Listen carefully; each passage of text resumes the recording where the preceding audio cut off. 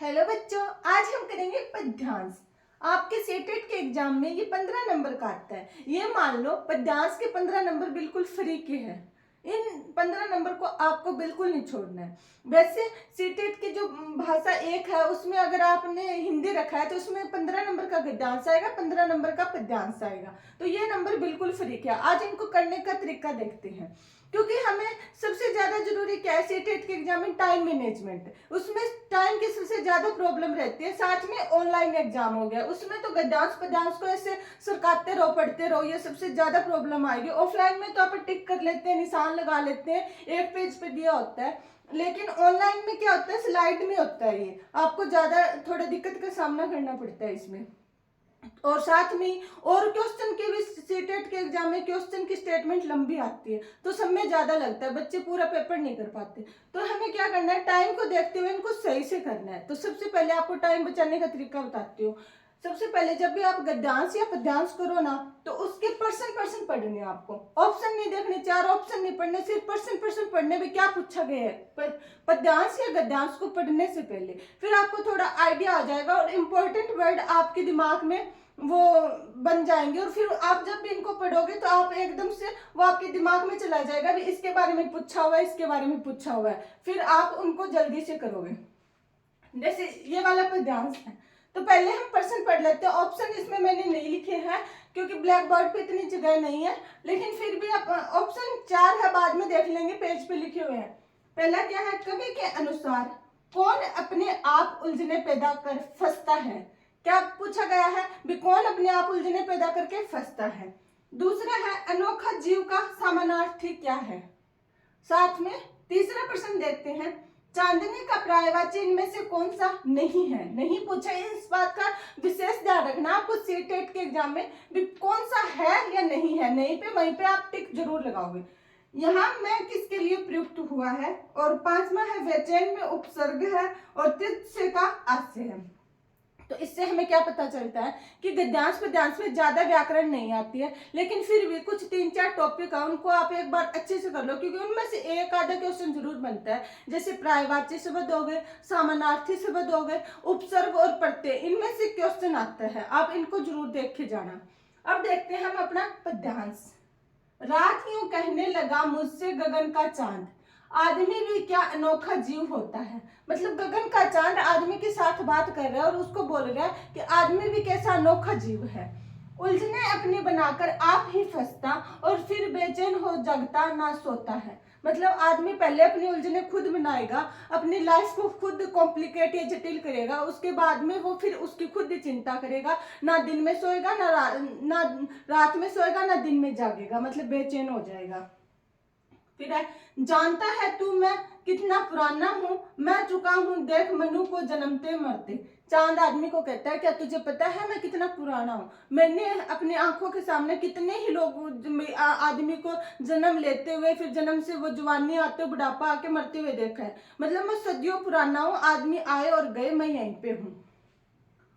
और लाखों बार तुझसे पागलों को भी चांदनी में बैठ सपनों पर सही करते। और मैंने तेरे जैसे अनेक लाखों पागलों को अपने आप से बातें करते हुए, चांदनी रात में बातें हुए करते देखा है, अपने सपनों को संजोते हुए देखा है।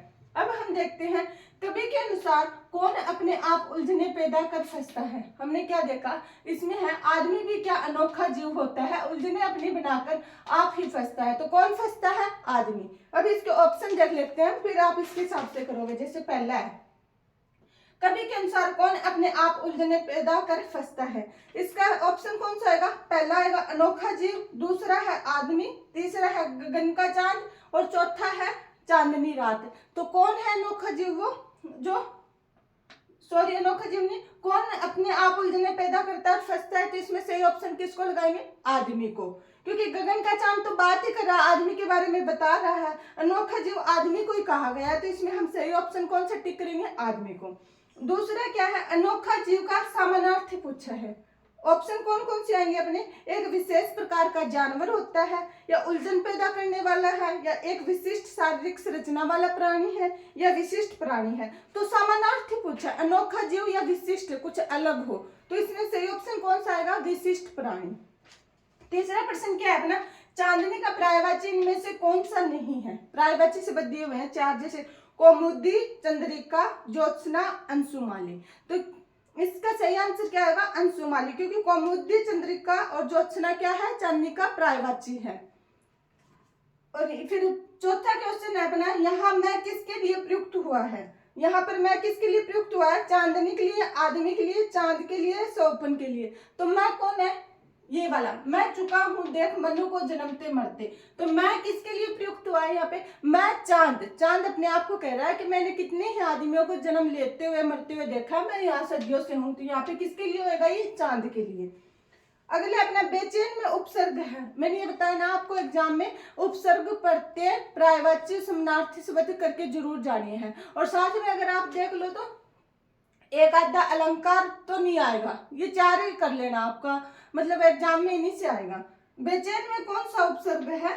इसमें पूछा गया है। ऑप्शन दे दिया जैसे चैन, एंड, बे और बेच।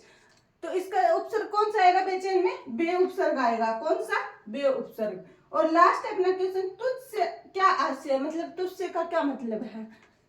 तो इसमें क्या है? और लाखों बार तुझसे पागलों को भी चांदनी में बैठ सपनों पर सही करते देखा। मतलब चांद, तुझसे का क्या आशय? चांद जो बात करे। तो इसमें ऑप्शन क्या है?